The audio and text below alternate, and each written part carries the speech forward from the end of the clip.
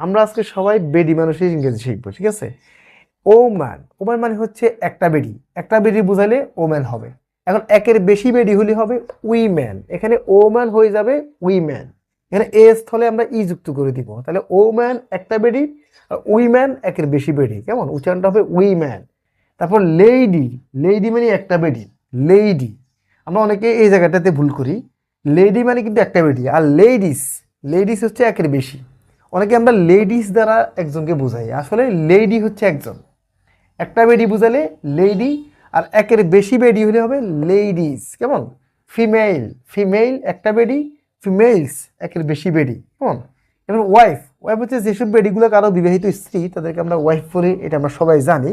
এখন ওয়াইফ হচ্ছে সিঙ্গুলার। কেমন? কারো যদি একটা বউ থাকে তখন হবে ওয়াইফ, কেউ যদি আল্লাহর রহমতে অনেকগুলো বিয়ে করে তখন হবে ওয়াইফস। তাহলে ওয়াইফের বহুবচন হবে ওয়াইফস। এখানে ওয়াইফকে বহুবচন করার ক্ষেত্রে খেয়াল রাখতে হবে এফটা কিন্তু ভি হয়ে যাবে, এফটা হয়ে যাবে ভি, তারপরে ইয়ের যুক্ত হবে ওয়াইফ, ওয়াইফ। তো আশা করি আপনারা এই বেডি মানুষের ইংরেজিগুলো ভালো করে বুঝতে পেরেছেন। তো আপনারা অবশ্যই আমার ফেসবুক পেজটি ফলো করে দিবেন।